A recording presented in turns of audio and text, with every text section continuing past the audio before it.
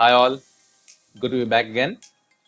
So last session we left at local SEO, right? We saw the importance of local SEO in terms of small businesses mostly, which are local in nature, and also businesses which have local customers, so to say. Right. So moving on, this session is going to be about technical SEO. So as usual, I'll first open my PPT to just have a hang of it. Okay. So yeah. Here we go, technical SEO. Okay, now as a definition, technical SEO refers to website and server optimizations that allow search engine spiders crawl and index website more effectively. Right. So the websites that we have are all crawled, and accordingly they are indexed. And to have the proper, crawling and indexing to happen, we need to have some kind of structure, some kind of work that we need to do, which is nothing but the work of technical SEO, right? So moving on. So first we need to see the URL structure optimization. So URL is nothing but uniform resource locator. So basically it's the address to a resource on the internet, right? And to have a proper URL structure, we need to optimize the URL structure. And in what way? We can optimize it through keyword optimization. So just like we saw the importance of keyword optimization in terms of the title tags, the meta tag description, H1, H2 tag in earlier lessons. So we can as well, optimize the keywords in the URL, right? But at the same time, there is still a debate going on with how much of importance does the keyword optimization of the URL really has, because there is one set of idea that says that it really doesn't matter, but there is another set of ideas from experts who says that it does matter.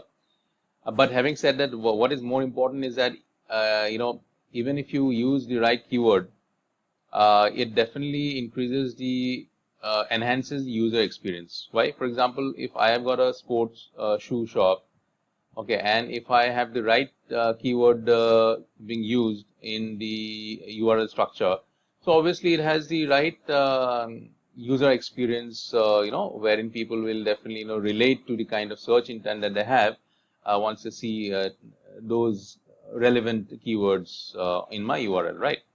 Okay. Second is shorten the URL. It's very important not to have too lengthy a URL, because it obviously looks cumbersome, right? It doesn't look clean. You should have a clean, uncomplicated URL that that definitely helps in the optimization of the URL structure. Okay. Third is no to stop words. Okay. Now, what are stop words? So, for example, sticking to our example of sports shoes, for example, in Bangalore. Now, instead of writing a URL structure wherein I write it as sports shoes in Bangalore, I should rather write it as sports shoes Bangalore. Now, this the in word is actually the stop word. So by default, so one thing that definitely happens by default is that it lengthens the URL, right? That happens by default, but even otherwise, it doesn't help in optimizing URL structure. So you should have you should not use stop words in your URL structure. Okay. So likewise, you should not stuff too many keywords in the URL structure. I mean, obviously, if you use stuff too many keywords in the URL, obviously it's by default it's again going to be lengthy, and also it's not going to help in optimization of the URL structure. Case sensitivity. What this means is that you should normally use lowercase because that becomes more optimized, in terms of URL structure. Even otherwise, even if you see by normal logic, if you have lowercase, it becomes more, uh, it gives more user experience, right? So, for example, if I use, the higher case somewhere, and then the lower case somewhere else in the same URL, obviously it doesn't look good, right? So there should be uniformity, and that uniformity should be in terms of using only lowercase. Okay. Okay. Page speed insights. So Google has given us a tool, wherein we can check this page speed insights. And so what happens is that in this, we can see how the page is working, and not only that, Google also gives us suggestions in terms of how we can enhance the speed of the website. So let's have a look at it. Okay, that's not the one. Let's have a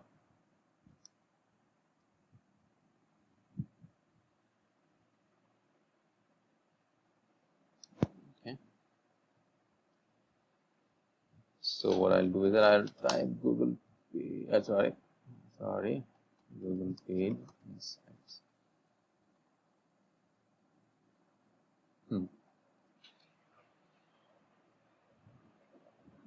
I click on this. Now, for example, if I want to check the speed of, for example, Times of India.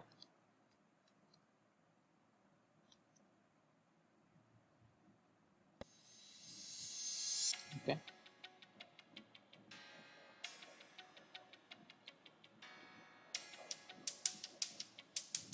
Click on Analyze. Now it will give me the state of the website in terms of speed, and also where I can. It will also give a suggestion in terms of where I can improve this. Hold on.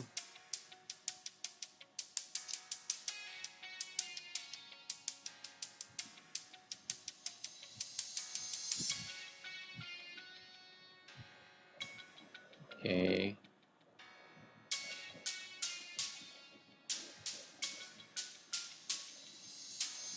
So this is one tool that you all should definitely use, because it is going to give you the state of the website. One, very, very importantly, it's also going to give you the suggestions.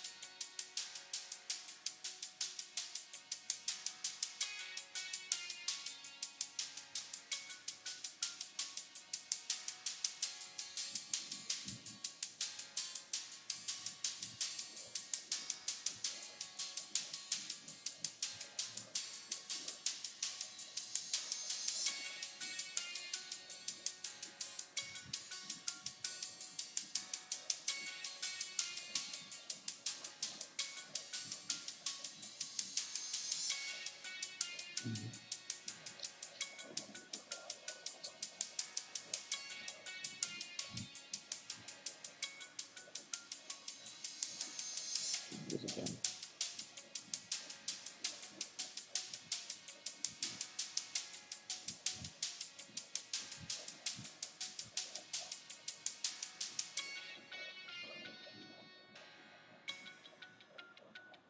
Okay, here it comes. So it will give me suggestion for both mobile and desktop. Okay, so let me check the mobile first.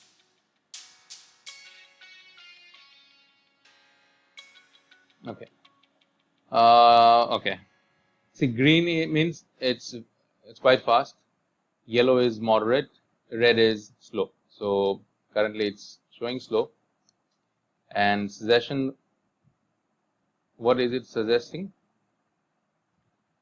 FCP, first contentful paint. So that means that FCP marks the time at which the first text or the image is painted or is seen in the screen. Okay. So here it says 66% of loads for this page have a good FCP, which is good. 23% of load is not good. I mean, moderate, so to say. And 10% is not that good. It's low, so to say. Then largest contentful paint LCP means the time it takes for the largest text or image to paint or to first show on the screen. So here it says 41% of loads of for this page have a good LCP. 27% has a moderate, which needs improvement. 32% have a poor LCP. So like that you can check. Okay. So all this suggestion, as you can see this and you can give this to your developer as well.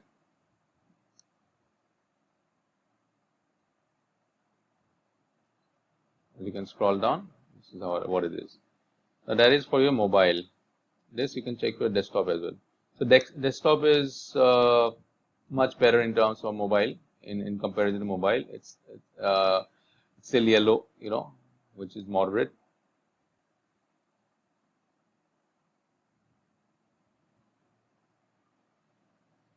And 88, which is still good. I mean, because from 90 to 100, it will be good, right? So this is still moderate, but it's still 88. So it's kind of on the borderline. So it's still good, you can say. Okay. So that's how you use the Google Speed Insights. Yeah. Back to our PPT.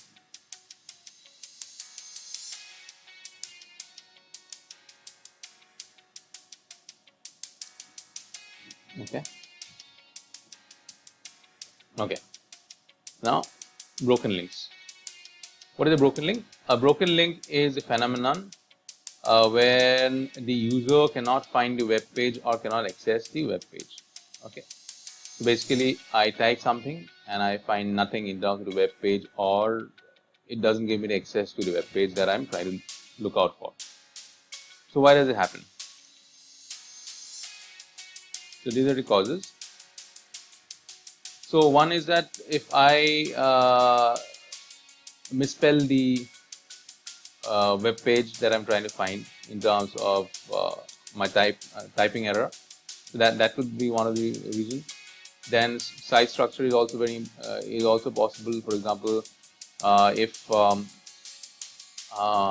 there has been a site overhaul and it's not redirected to the right platform, then also it's possible.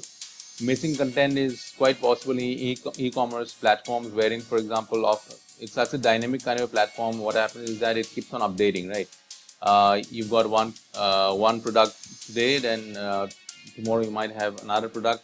It keeps on replacing, but if I don't update it accordingly in terms of the in terms of its usage in the website, then again it will show me, chances are that it could show broken links. Blocked access, it will happen from the user point of view. Often what happens, the user blocks certain potential websites by putting a firewall and all that. Then also it could show a broken link to them.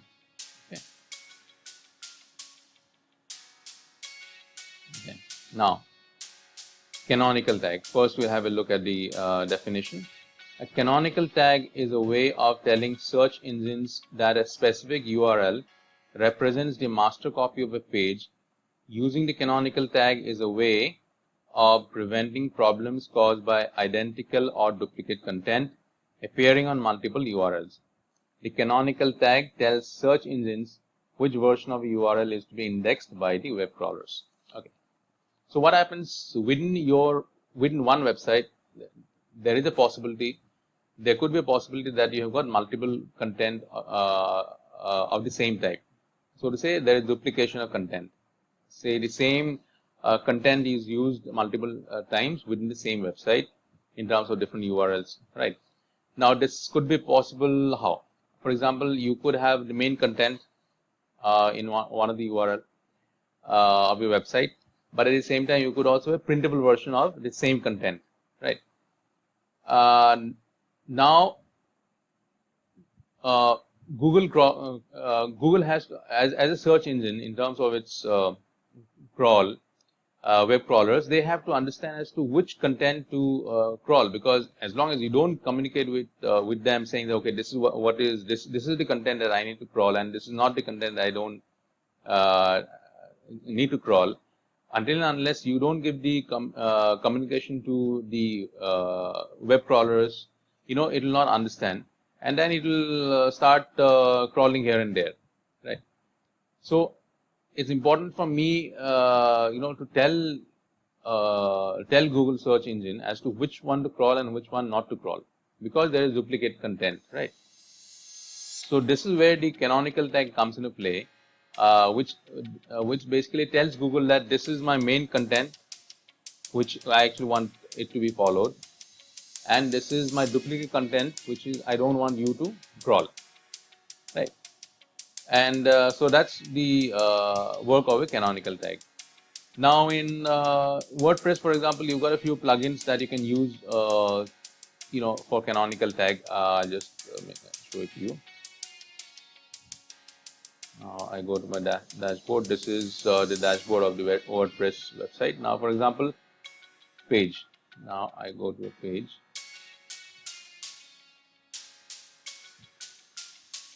Okay, for example, I go to this page. Okay, and now for this you will require a plugin. For example, you can have Yoast SEO, which I already have it as a plugin. And then as I open this page, I come down, and then I go to advanced. Okay.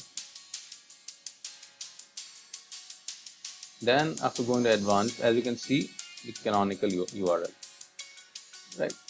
So this is what I have to type here, and then I have to update, and accordingly what will happen is that Google will know which is the main content and which is the duplicate content, so to say. So that is the work of the canonical tag, basically. Okay.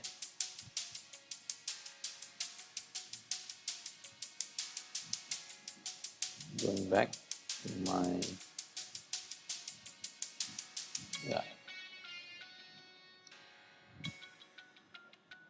Okay. Now, what is 301 redirect? Now, what happens often there is a possibility that you want to migrate your content from one URL to another URL, to a completely new URL. So basically, it's like you transferring the content from one home to a new home. Okay, and but you don't want to disturb the property at all. So meaning which, for example, now there has been a lot of work that you have already done in the in terms of the SEO, right? The page that you already had, the URL that you already had in terms of the content, it has already fetched you a good ranking in the SERP, right? So by now you also have, say, a good SEO value to that. Now you need to carry forward that same SEO value to the new URL, wherein you are transferring that same content from the old URL to the new URL, for example. Now that is possible only when you do a 301 redirect, or otherwise what will happen is that you will lose your SEO value, the SEO work that you already done before on the same content. So that's where the 301 redirect comes into play, wherein you are basically transferring one property, in the sense the one content from one location to another location, but without disturbing the intrinsic SEO value, and that's how you transfer it. Okay.